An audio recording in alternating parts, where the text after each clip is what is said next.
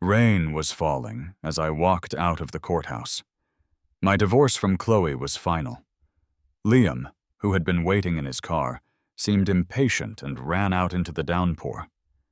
He wrapped an arm around Chloe's waist, looking like he'd won something. Just then, a high-end luxury car, the kind with a flashy license plate like ZU001, pulled up next to me.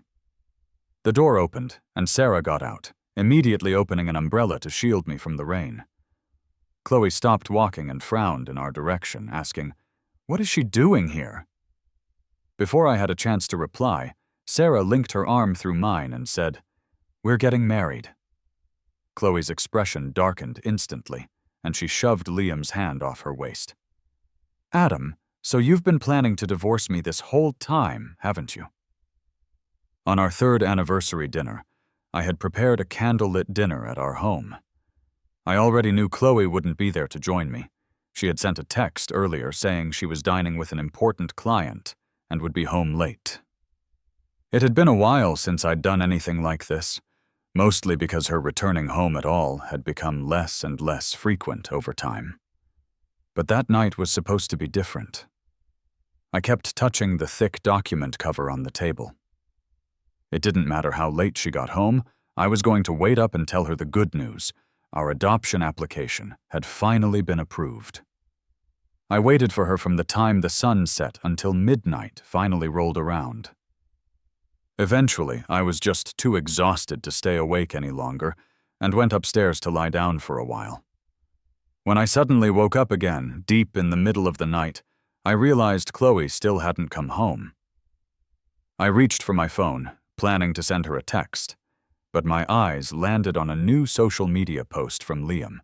It was a picture, clearly taken by a window, showing two arms entwined. The caption read, "Love is where the heart is, not a paper shackle." Even though it was just two overlapping arms, I immediately recognized the hand wearing the custom ring I had given her. It was Chloe's. It felt like my stomach dropped into an ice pit. The dazzling cityscape in the background of the photo stung my eyes, because I knew that view all too well. Chloe and I used to call that place our marital home. She had once told me it was too noisy in the city, and that since I didn't work, I didn't need to stay in such a bustling area.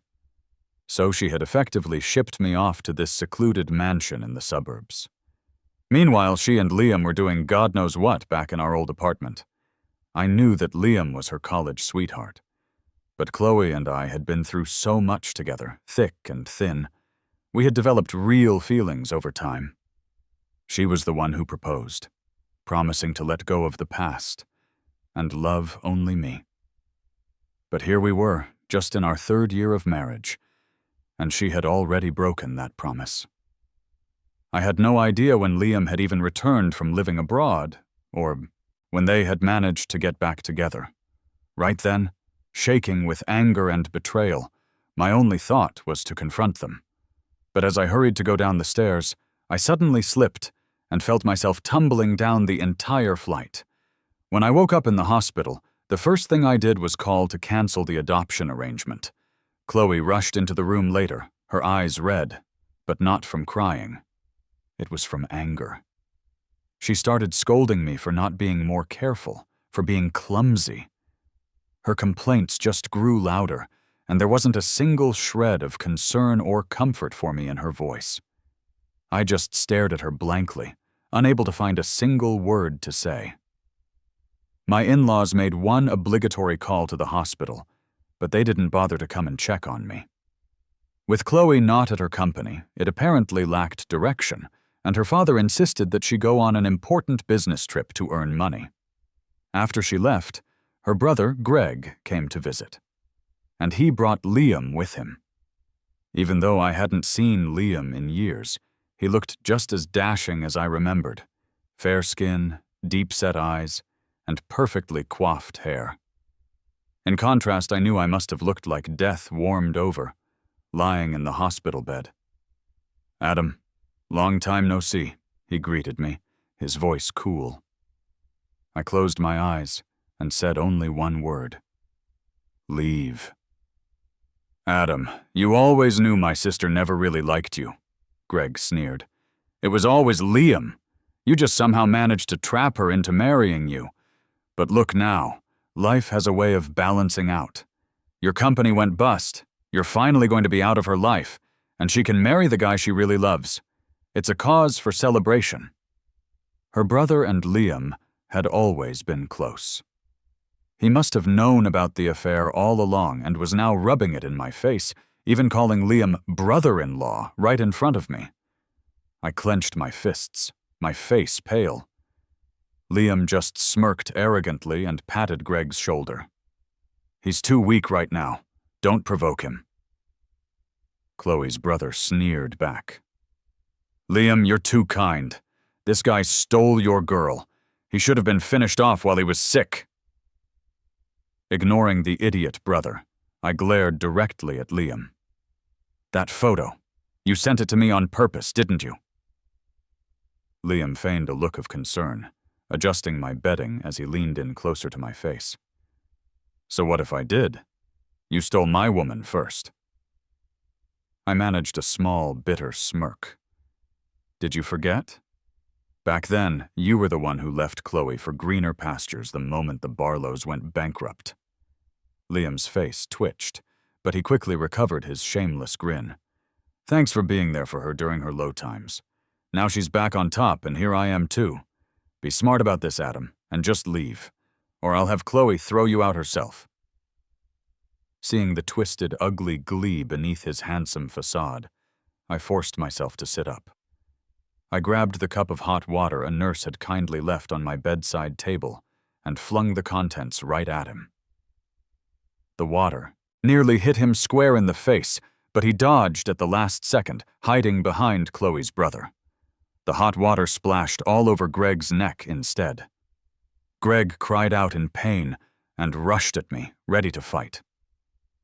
Even though I was spent from that one feeble throw, I knew I was completely outmatched. Luckily, medical staff heard the commotion and arrived just in time to pull them away. Liam, ever the performer, immediately pointed an accusing finger at me. Greg, he's your brother-in-law, and you'd try to scar him? Adam, how cruel! He then hurried over to embrace Greg, acting concerned. Really, it's all my fault. If only I'd moved faster. The clueless Greg seemed genuinely touched by this display and glared back at me. I'm going to tell my sister you tried to kill me. Just you wait, Adam. I looked at him coldly. I'll wait. Suddenly, it was like a light bulb went off in my head. I thought about the past decade of my life, how every single thing I did revolved around Chloe. I tried my absolute best for her, gave her everything, and she still chose the man who had abandoned her when times got tough. So, fine. Let's just go our separate ways. Life is short, only a few decades, really. I'm exhausted. I just want to live more freely for myself. The very first thing I did after I was discharged from the hospital was find a divorce lawyer. To my complete surprise, the lawyer I was recommended to see was Sarah. Sarah and I had gone to the same high school. Back then, she was famous for being a troublemaker, always skipping class. Who would have thought that all these years later, she'd have turned into one of the city's most renowned divorce lawyers? I still clearly remember confidently telling Sarah, back when I saw her off to college, that I was going to grow old with Chloe. And now, here I was, asking her to be my divorce lawyer. Life is truly absurd and unpredictable. When Chloe found out that I was the one who wanted a divorce, she looked furious and immediately started mocking me. You've been relying on me for support ever since we got married. Your family is bankrupt now, Adam. Are you sure you can even survive without me? I glanced at Liam, who was standing right beside her, and replied coldly, That's none of your business. Chloe wanted to say more, but Liam interrupted her gently. So many people like Adam.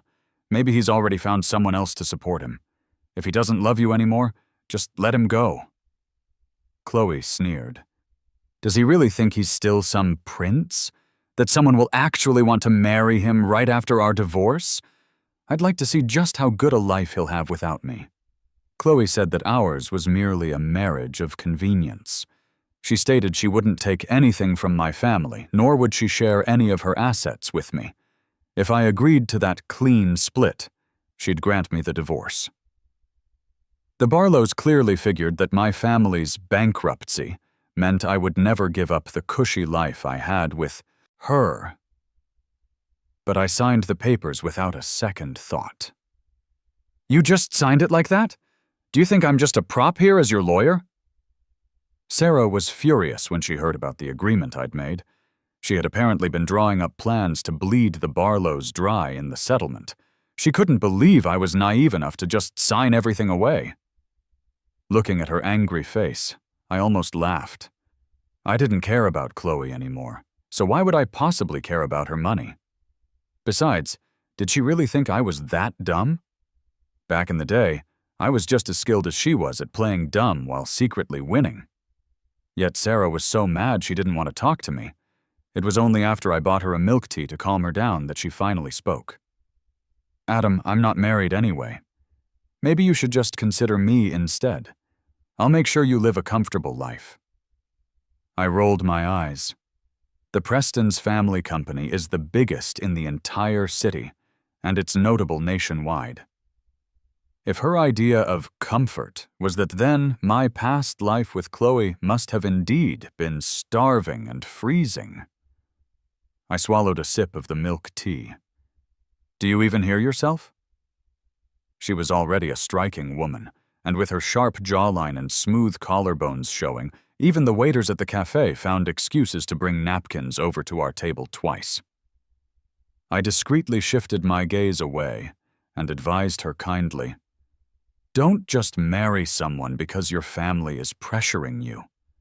Marriages and love should have some aspiration, especially since you'll be spending half your life with that person. Looking straight at me, she said, Who said I'm settling? I've never been so sure about anything. Her confident look made me feel a bit anxious. I avoided her gaze and quickly tried to steer the conversation away to something else.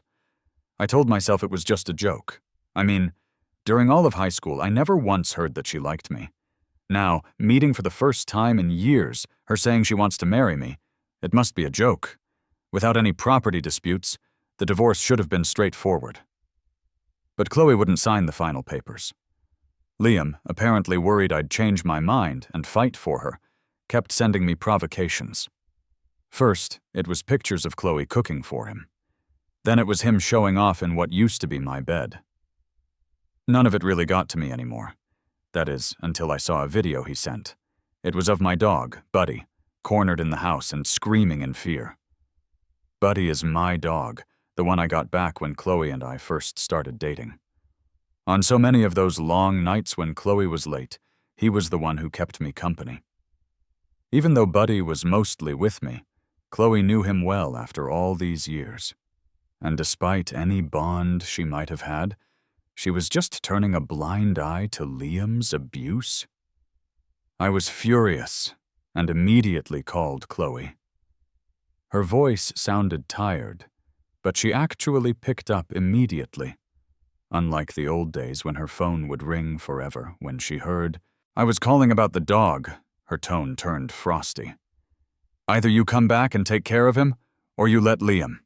It's your choice. Chloe, you're pushing it, I snapped. You're the one who asked for this divorce. You're the one who cheated. After a few moments of silence, she said, If I told you I never wronged you, would you believe me? I scoffed, my mind flashing to the child we lost. Whether you did or didn't, whether I believe you or not, it doesn't matter now. The moment you brought him into our home, we were done. There was silence on her end again. I thought maybe she'd feel a shred of guilt. But instead she snarled, You'll regret this, Adam. I sighed. That's on me, not you. I told her I would be there to pick Buddy up the next day. She outright refused. No, Buddy stays with me. Infuriated by Chloe's nonsense, I finally snapped. Chloe, Can it be that you're just unwilling to let go of the only thing still connecting you to me?" There was a long pause, then a dismissive laugh. "Fine. Come get him tomorrow." Knowing I'd be going to the Barlow's property, Sarah insisted on coming with me. The butler sent the dog out of the villa, saying that Chloe had already gone on another business trip and had told him to give the dog to me. I had already seen a picture Liam sent me earlier that day showing him and Chloe sitting on a plane. Holding the skinny, trembling dog, I got back in the car. After all these years, once she signs those final papers, Chloe and I will finally be done with each other. I remembered how much I liked Chloe the very first time I met her, so many years ago. Back then, our families lived in the same neighborhood, and my family's business was much bigger than theirs. When we were just kids, Chloe's mom would always joke about how I should become their son-in-law one day. But Chloe wasn't that impressed. Whenever people jokingly asked her where her husband was, she'd sulkily throw down her toys and run home. I liked sticking around her, but she clearly didn't like me. She was always pushing me into the sandbox or breaking my new models. Or she'd join the other girls in making fun of my pale face, saying I looked like a pretty boy. She even laughed at how skinny I was, saying I ran like a string bean. To make her stop giving me so much grief, I stopped eating my mom's delicious cakes. I started working out, hoping to build some muscle. I knew Chloe's mom was incredibly hard on her about school, and that Chloe really wanted to be at the top of her class. So I'd mess up on purpose in our exams, making sure I stayed far behind her in the rankings. I hoped that if I placed myself deep in her shadow, her mom wouldn't push her so hard. Even when I successfully turned into a tan and muscular slacker, she still didn't want anything to do with me. So, I asked my mom to intervene and get Chloe to tutor me. Since the Barlows were business partners with my family, Chloe's mom decided she would become my personal tutor. Chloe wasn't happy about it, but her mom insisted. So I went over to her house pretty often, and I never showed up empty-handed. I knew her mom liked organic produce, so I'd pick the best fruits from our family's garden to bring over. And I saved up my allowance to buy her younger brother Greg stuff from the celebrities he admired, hoping he'd mention me positively to her. But no matter what I did, Chloe never let me sit at her desk. She made me read my books sitting on a small stool by her bedroom door. She refused to explain anything, calling me dumb and insisting I just look up answers and strategies online. At the end of each session, she'd practically kick me out. But back then, I didn't mind any of it. I was just happy to be able to spend 2 hours in the same room with her. During exams, I'd deliberately get just enough answers right, so I had an excuse to stay in her tutoring sessions. Chloe was always distant, and not just with me, but with any boy who tried to charm her. I just thought she wasn't mature yet. My mom always said that girls mature late, and that once they grow up, they'll know how to treat boys better. So for all those years while she didn't grow up, I put up with everything. Whenever she laughed at me or teased me, I never got angry. I just followed her around, sharing all the fun and tasty things I had with her. Eventually, she stopped making fun of me, and even occasionally stood up for me. I was happy she was finally maturing, because I wouldn't have been able to last much longer. After all, we were just teens. I got hurt, upset, and sad, too. Seeing my efforts finally pay off filled me with a kind of joy and relief that only I could truly understand. When I managed to get into the same prestigious high school as her, I thought things would finally get better. But then Liam came. As a transfer student, he drew all eyes, good-looking, outgoing, and more stylish and buff than the usual lanky high school guys. In his basketball jersey, he looked athletic, with broad shoulders and a narrow waist. One walk around the campus, and he was the school's main topic of conversation. Chloe, who was usually so aloof with everyone, volunteered to be his desk mate and his tutor. and our regular after-school biking routine turned into her walking Liam home. The time we used to spend on our tutoring sessions was now her time spent on the phone with Liam. Everything that was once spent on me was now being spent on him. Before, I was naive in my feelings for her, but now I understood mutual feelings, and I understood that you can't force love. I stopped pushing myself onto her, though seeing the way she looked at Liam always got to me. That's when I truly learned that if there's something in the world I can't have, despite all my efforts, it's Chloe's heart. I wasn't an outstanding student by any measure, barely on any teacher's radar. When I was feeling down, I'd skip class and head to the rooftop, diving into advanced competition problems to distract myself from the pain of seeing Chloe and Liam together. That's where I met Sarah, another rooftop skipping spirit. She was the class beauty, but she struggled academically, just like me. We often swapped places for the last spot in the school rankings. She handed me a lollipop one day as I was crying and trying to do math problems. And that's when she found out my secret, that I was deliberately scoring low. I had some candy, and things didn't feel so bitter inside anymore. She asked me why I liked Chloe so much. I asked if it was really that obvious, and she just chuckled, saying anyone with eyes could see it. I couldn't muster a smile, and I decided then to teach myself how to hide my feelings better. Sarah, aside from commenting on my terrible taste in women, didn't bother me again. We each took our own side of the rooftop, doing our own things. Usually, I was working on problems while she was sleeping.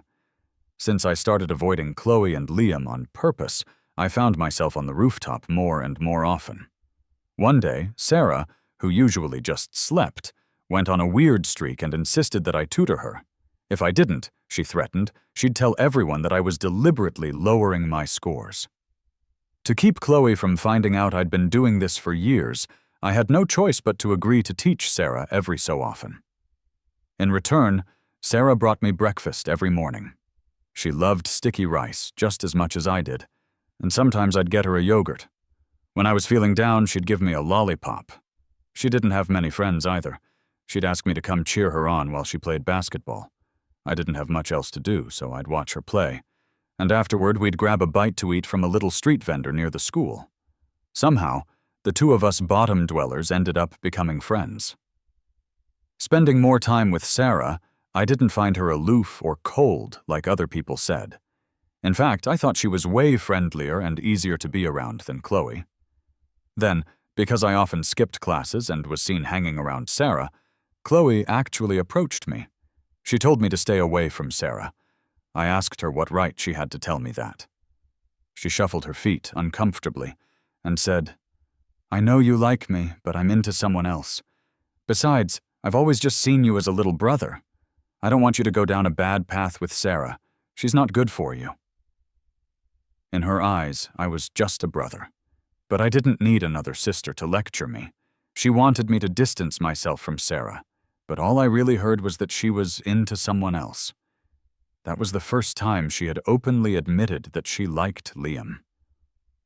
I pushed down how terrible that made me feel, and wished them well, while forcing myself to try and move on. But I didn't heed her advice about Sarah. When I was at my lowest, Sarah was the one who kept me company. Even if we might barely exchange 10 words on the rooftop, she'd offer me a lollipop when I felt down. Just knowing she was nearby brought me an unexpected kind of comfort. Before long, we reached our senior year, and Sarah wanted us to apply to the same school. I asked her what vocational school she had in mind. With her eyes looking very serious, she said she wanted to aim for the top university in the country. I joked that if she scored top of the class in the next mock exam, I'd apply with her. She was more serious than I'd ever seen her and asked, "You mean it?" "Of course," I replied. To everyone's absolute disbelief, Sarah scored first place, nearly 30 points higher than the second-place student, Chloe. The whole school was in shock. Chloe, who had always just thought Sarah was a slacker, suddenly felt threatened. That's when I finally realized that Sarah had been playing dumb all along, too. She had fooled everyone, including me. After that, Chloe treated Sarah as her main rival. Perhaps she was under too much stress, and that was compounded by her mother's business troubles, which hit her family's finances hard. Chloe, who had always aspired for the top, completely messed up her college entrance exam and ended up at a local third-tier college. Liam broke up with Chloe the moment her family's financial situation came to light. With her family's financial collapse, her academic failure, and the emotional turmoil crushing her all at once, I saw her cry helplessly for the very first time. When she got drunk one night and mistook me for Liam, begging me not to leave her, I wavered. If I left now, would she just fall apart completely? So during the last and most important exam, I handed in a blank sheet. I had only one thought then: to help her through this. Sarah was very disappointed to find out that I had stayed back for Chloe. She sought me out before she left for college, saying that Chloe wasn't worth it, and suggested I just retake the year to get into a better school. But by then, I had become Chloe's emotional crutch. I didn't want to leave her. I vowed to Sarah that Chloe and I would be happy together. She looked crestfallen, handed me one last lollipop, and boarded the train. I was so lost in my dreams of a future love that I didn't realize what I was losing right in that moment. I went to that third-tier college with Chloe, which naturally ended my ties with Sarah. Early in our college days, Chloe had to juggle her classes and multiple part-time jobs just to support her family. I couldn't stand to see her so tired, so I started working alongside her. Still, she urged me to keep my distance. Proud and sensitive, she finally admitted that she felt unworthy of me. To ease her pride, I lied and told her about my family's bankruptcy. In truth, it was just during a period when my family's company was undergoing a major transformation. When I took over, we shifted our business paths, basically starting anew and shutting down the original company structure. Though she was skeptical at first, seeing our company's name vanish from the public eye, perhaps she felt some empathy. She stopped distancing herself from me. We were suddenly equals. She began taking me to her jobs, making sure I was earning something too. Back then, I was with her in grimy restaurant kitchens, scrubbing dishes piled higher than me. We wandered the cold streets handing out flyers, and we shared cheap bread behind the classroom, only heading back to the dorms after curfew. We were exhausted, yet hopeful. I gave up a life of comfort to struggle alongside Chloe. I would leave in the morning full of energy and come back at night completely drained. There was a time when my mom would cry, seeing how much weight I had lost. But I didn't mind. Those tiring days brought me closer to her than I had ever been before. I could feel Chloe's gaze on me getting more intense, and we finally got together. Chloe, who worked part-time every single day, promised me that she would restore her family's fortune and that I'd be able to live the good life again someday. But before that day came, her family got evicted from their apartment because they couldn't pay the rent. I persuaded my parents to let the Barlows stay in our other, unused luxury apartment. To save their pride, I made up a story saying the apartment was lent to us by a distant relative. After all, my family was bankrupt too, and my parents had moved back home to avoid debt, so the place was just sitting empty. I told them they'd just be helping keep the place lively. At first, the Barlows were incredibly grateful. Chloe's mom would always have fruit or hot soup ready for me whenever I visited. Her brother Greg always called me brother-in-law, especially after I used the money Chloe and I had earned from our part-time work to buy him a new gaming system. Chloe doted on me like the perfect girlfriend, doing childish things with me and sharing all the good stuff in her life. It was a tough time, but we were genuinely happy. I actually found Buddy on the way back from a restaurant job with her. I felt incredibly lucky. The girl I liked cared deeply for me, and her family knew me well and treated me warmly. What could possibly be better? I was determined to help them get back on their feet. I secretly connected the Barlows with my family's old clients and various subsidiaries, helping them bounce back much faster than they could have on their own. Chloe never knew about this, so she thinks their company's success is solely from their own past efforts. Once the Barlows were back on their feet financially, things began to change. Chloe's mom, who had always pushed for us to get married, now talked about how late marriages were trendy and how women shouldn't miss their prime career years. She said waiting a few more years to get married wasn't a big deal. Then, Greg stopped calling me brother-in-law and started asking when I was going to get a real job, implying that I'd just be mooching off Chloe and needing her to support me after graduation. I never intended for Chloe to support me. To take the pressure off her, I started visiting their apartment less often, and just said I was busy job hunting. But then Greg called me, asking me to make black chicken soup for my sister, since his mom would be out playing mahjong all day. Though it bothered me, Chloe always defended me, sometimes even getting into arguments with Greg about it.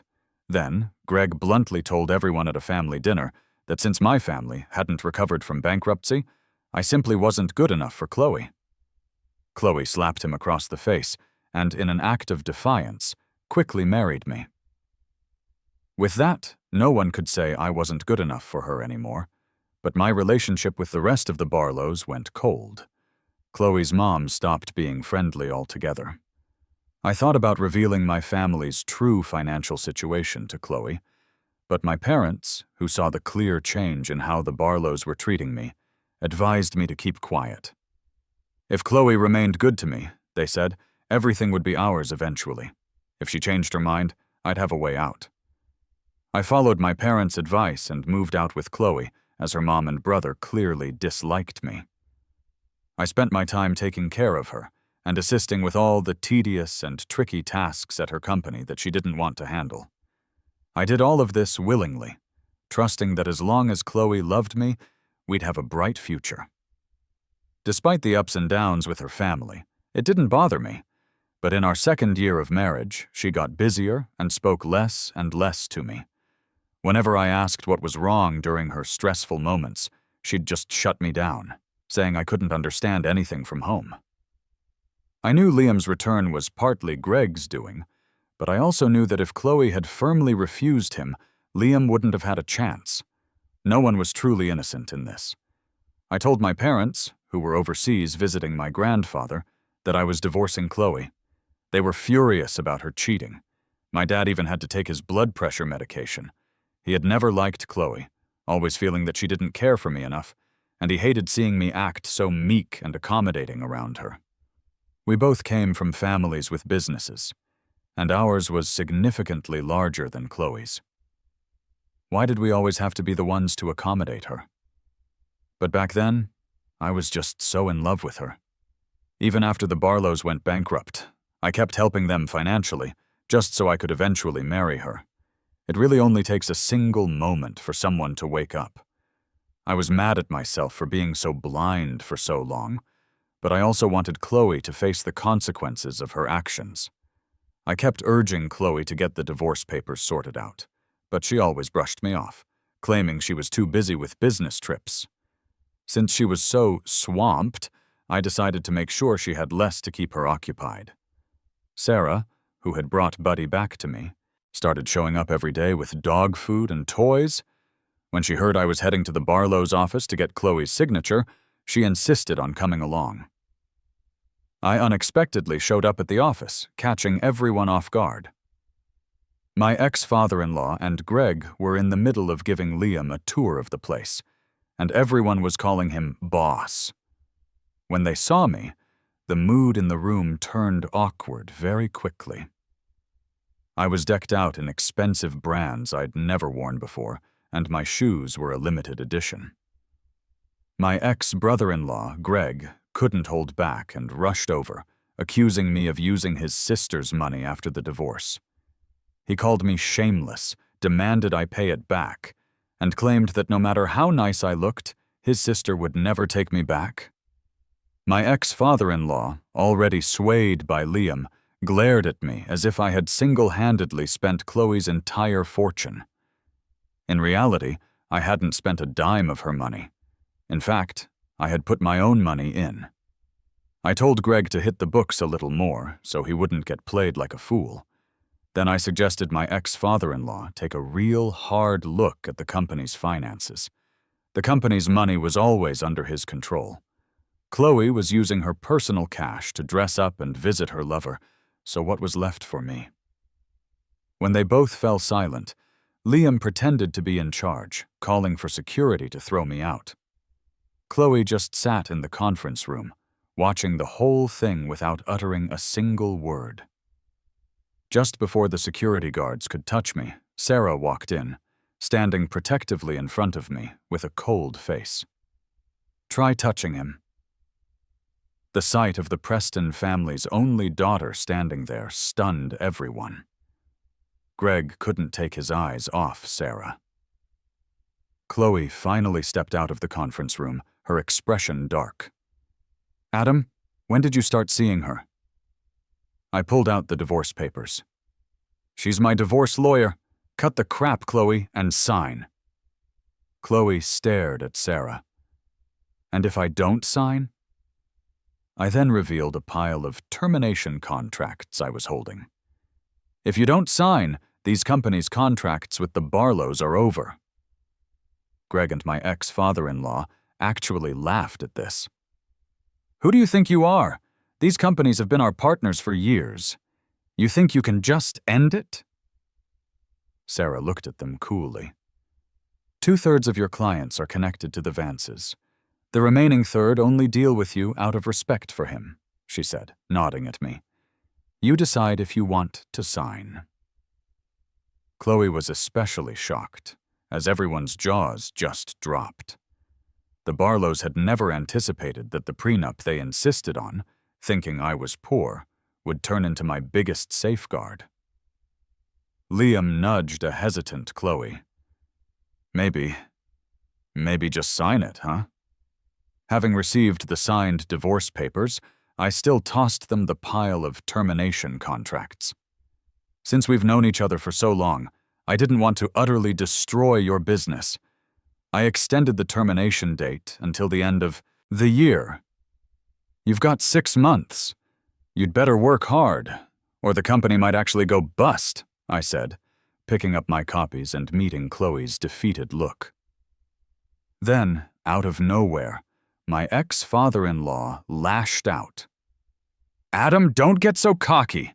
You low-life, shameless gold digger. Nobody will want to marry you once you leave my daughter." I couldn't believe it. After I had once supported the Barlows, that he'd say such harsh things about me. Thankfully, Sarah shot back immediately. "That's none of your concern. Plenty of folks want to marry someone like Adam. I'm one of them, if he's interested." Everyone turned to me in disbelief. I was just grateful to Sarah for stepping in. As we left, I caught a glimpse of Chloe's pale, shocked face. Tomorrow was the day to finalize the divorce at the courthouse, so I took Sarah out for a nice dinner as a thank you. When we got back to my place, I saw Chloe and a teary-eyed Liam standing at my front door. Chloe had dark circles under her eyes, a sight I'd only seen when she was desperate, back in our college days. She rushed up and grabbed my hand. "Adam, listen to me. It's not what you think with Liam. We're not together." Liam quickly chimed in. "Adam, Chloe only let me stay at your place because I had nowhere else to go when I first returned. She left soon after. We really didn't do anything wrong. You can blame me if you must." His tears made it seem like he was the one who had been wronged. Despite all this, I felt completely calm, like I was just listening to someone else's story. "We're divorced already, Chloe. Let go," I told her coldly. Chloe panicked. "Adam, I'm sorry. I shouldn't have just focused on work after our wedding. I shouldn't have kept you in the dark about Liam staying in our home. I was wrong. Please, don't marry someone else. I brought Liam here tonight to clear things up. We really have nothing between us." Liam just bit his lip, staying silent. "It doesn't matter if there's something between you two or not. Not to me," I said. "Step aside." I wasn't in the mood to watch their poor acting, but Chloe wouldn't let go of my arm.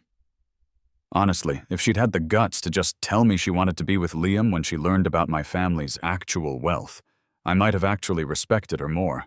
Now I just wanted her gone. "She told you to let go. Didn't you hear?" Sarah's voice came from right behind me, cold as ever. I didn't even need to look to picture the icy expression she was surely wearing. I wondered why she had come back again. Chloe's face visibly turned cold.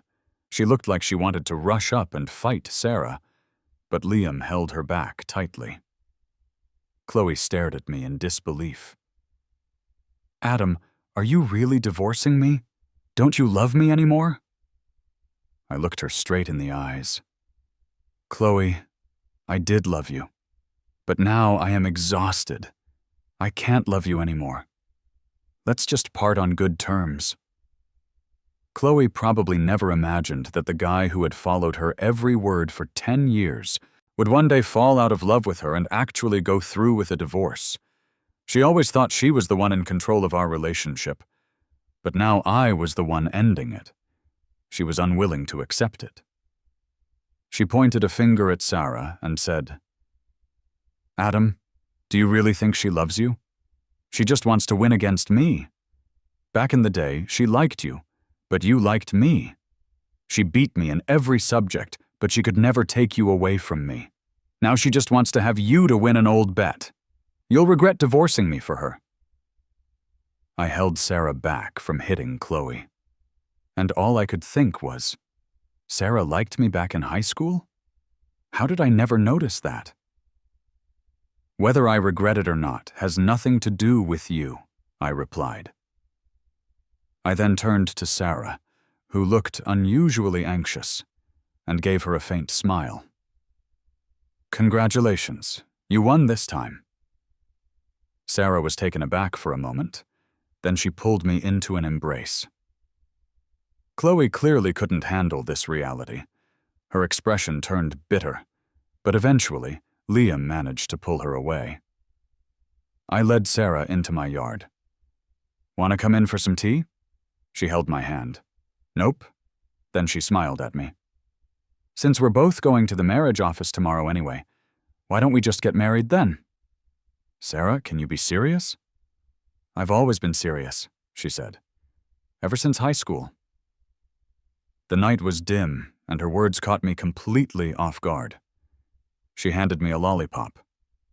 "Remember me when you eat it? Get some rest."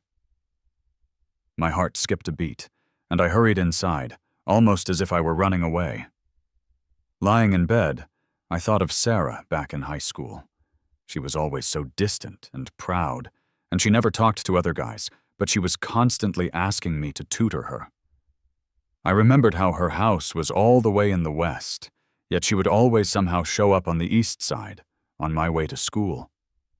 And every time Chloe left me heartbroken, Sarah would be there to offer me a lollipop and just silently accompany me. I sighed, realizing that my youth had been so hyper-focused on Chloe that I had ignored everything else around me, missing out on so much beauty in life. Late at night, my parents called from abroad. My grandpa's condition had worsened. His biggest wish, they said, was to see me happily married. It crushed me to think that my family was already shattered. I booked a flight to go see him the next day. After a long hesitation, I called Sarah. "Is what you said earlier, about wanting to marry me, still true?" After a few moments of silence on the other end, she answered, "Adam, I'm on my way to your house right now with my household folio. We'll register as soon as you're done with the divorce tomorrow." It rained the next day. After finalizing the divorce with Chloe, Liam, who was waiting in the car, rushed out in the rain to hold her waist, as if he was afraid I'd change my mind and take her back. An ultra-luxury car parked right beside me. Diana stepped out, looking so cool and confident that even Liam was stunned. She opened an umbrella and sheltered me. Chloe paused and frowned. Why is she here? Before I could say a word, Sarah took my hand, her face radiating happiness. To get married, of course. Chloe's expression turned completely dark. She shoved Liam's hand aside. Adam, you wanted this divorce all along, didn't you? I looked at the woman I once loved so much, now without much emotion at all. Don't make me regret ever loving you. In disbelief, Chloe watched as Sarah led me inside the building to register our marriage. On the flight abroad, Sarah held my hand tightly. I was worrying about my grandpa's condition, and I asked her if she still had any lollipops. She hugged me. Does your tooth hurt? Stop eating so much candy. With me here, your life will be nothing but sweet. I blushed as the sunlight gleamed in through the airplane window, making the world feel a little more wonderful. Sarah's epilogue. I thought I'd just spend another mundane 3 years in high school, until I met a boy who was completely clueless. He had terrible taste, liking that pretentious girl Chloe in his class. To help her come in first place, he'd intentionally lower his own scores, competing for last place with me. He truly was a guy who gained nothing in the end. Initially, seeing him doing advanced math problems all alone on the rooftop amused me. Yet, seeing him work through his tears with his shoulders hunched over made me feel slightly annoyed. When I felt bitter inside, I'd eat candy. I handed him a lollipop one day, and sure enough, he stopped crying. To talk to him more, and to distract him from his sadness, I asked him to teach me problems.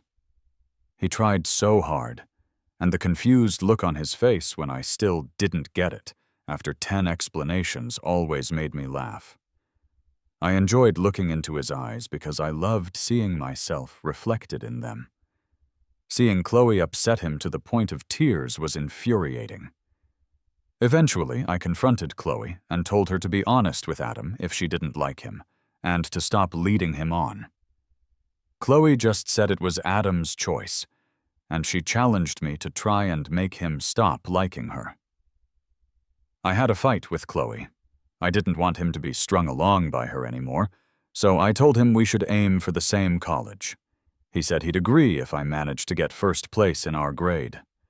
I know he didn't mean it seriously and just thought it was a joke, but still, it made me happy. I hadn't had a clear goal in years. Everything in my life had been pre-planned since I was born.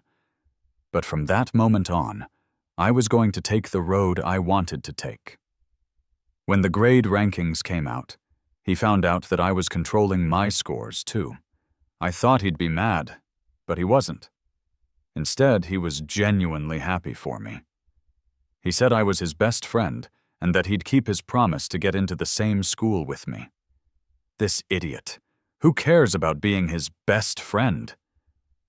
But as long as he was, with me, I was willing to do anything.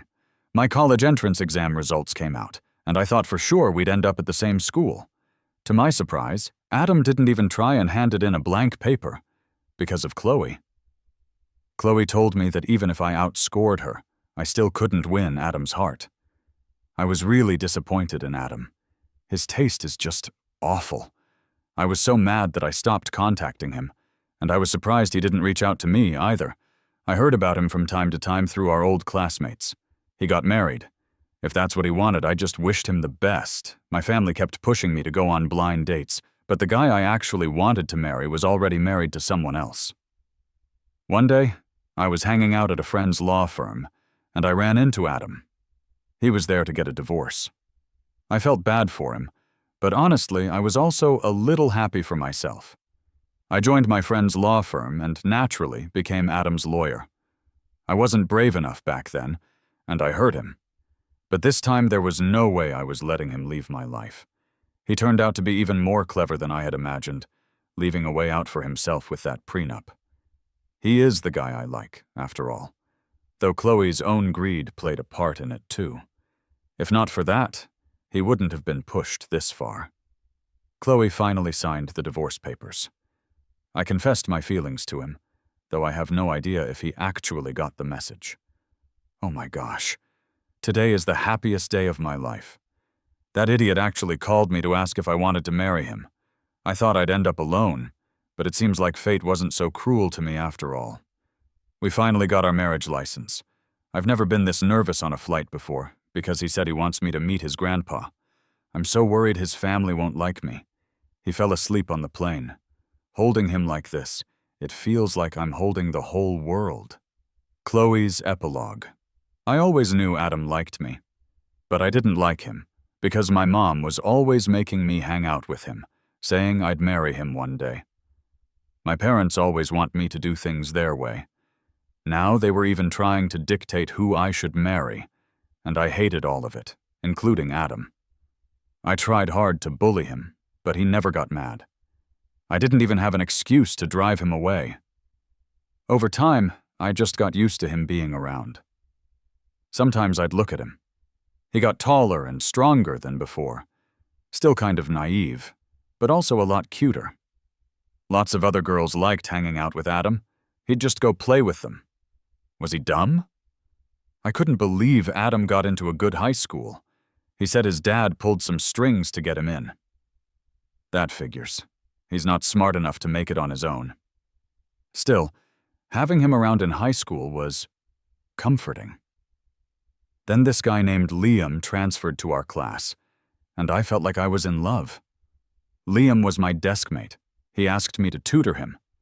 Of course, I said yes without even thinking. Adam also wanted my help, but I'd been tutoring him for years without much progress. Cutting him off a bit wouldn't hurt. Adam stopped going to and from school with me and started hanging out with this girl, Sarah, from the class next door. Sarah was just a slacker, biding her time until graduation. Adam was already a bad student. How was hanging out with Sarah going to help him? I didn't even need to go looking for Sarah. She came to me, telling me to stop stringing Adam along. I know Adam likes me, but I never said I liked him. I know Sarah likes Adam. We're both girls, after all. Even if I didn't like Adam, I didn't want him to be with her. Sarah and I had a fight, and I was annoyed at Adam. Why hang out with a troublemaker like that? Liam confessed to me, and that made me really happy. He wanted me to tell Adam that we were a couple. I didn't get why he insisted, but I didn't want him to be angry, so I told Adam. Seeing Adam frown made me feel strangely uneasy. I told him to stay away from Sarah, but he didn't listen. Whatever. Liam didn't like me talking to Adam anyway. I used to not get the saying that life is like a roller coaster, but now I totally do. My mom's business went under, and almost overnight, I lost my cushy life. I bombed my exams, and even Liam left me. He got into a top college and said he was applying to study abroad, so we couldn't be together. I know he really broke up with me over my family's situation. Time changes things. Things I couldn't see before suddenly became clear. What I didn't expect was that Adam, who could have easily gotten into a top university, chose to stay for me. The moment when I had absolutely nothing, I was just glad he was still by my side. I knew he liked me, but I was torn. I wasn't who I used to be, and I couldn't give him a good life. I didn't want to drag him down. But then he told me his family went bankrupt, too. Strangely, I felt happy about that. We were on the same level, so at least he wouldn't leave me because he looked down on me. Those rough days were almost unbearable for me, and I couldn't believe that someone like Adam, a guy who was brought up in wealth, could handle it. If it wasn't for him, I would have broken down. This experience showed me another side of him. I realized how little I truly knew about him. When my family was kicked out of our rented apartment, it was Adam who gave us a place to stay. I'll never forget the way he showed up like a superhero when we had nowhere else to turn. I'll admit it, I had fallen for him. With Adam, I felt grounded and at ease. Adam might really be my lucky charm. After we got together, our family business started to pick up again, and we finally moved back into a house. My brother Greg said Liam came back. He said he misses me, and he even said Adam isn't good enough for me. Liam, with his education and looks, is supposedly a better match for me. I was angry, but there was also a spark of something I couldn't quite explain. Liam left back then, and I held a grudge. But now, I get it. Those days were hard. Even I almost couldn't last. With that understanding, the hatred lessened. He was my unresolved chapter. Afraid of temptation, I went ahead and married Adam. But Liam still came looking for me. He was more mature than he used to be. I wanted him to see how well I was doing so he'd regret walking away, but I had no other intentions. He said he needed a place to stay. I took him to a hotel, but he insisted he wanted to see my home. Somehow I wanted him to know how happy I was with Adam, so I brought him there. When he stumbled at the window, I just helped him up. I didn't expect him to take a picture and send it to Adam. When I heard Adam lost the baby, fear kicked in. It felt like something between us was gone for good. He stopped talking to me and wouldn't hear me out. I wanted to stay and be there for him, but the family business needed me to go make money. Adam wanted a divorce, and my first reaction was that he was just fuming and trying to spite me. I was mad too that he didn't believe I was faithful after all these years together. Out of anger, I told him he couldn't take a dime from me. I figured he'd never want to go back to those tough times we shared. But I forgot. Back then, he chose to go through those hard times with me. Seeing him sign the separation papers panicked me. Yet I still believed he loved me and that he'd come around after sulking for a while. I didn't foresee Sarah returning, let alone as his divorce lawyer.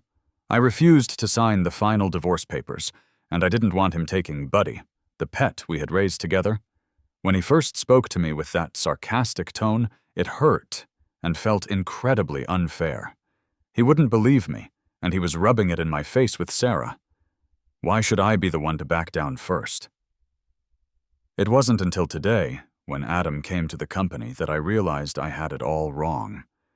I thought I was the one who gave him a good life, but it was the other way around.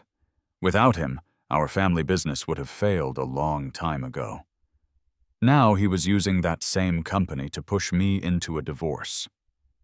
The Barlow's business can't collapse. I had no choice but to divorce him.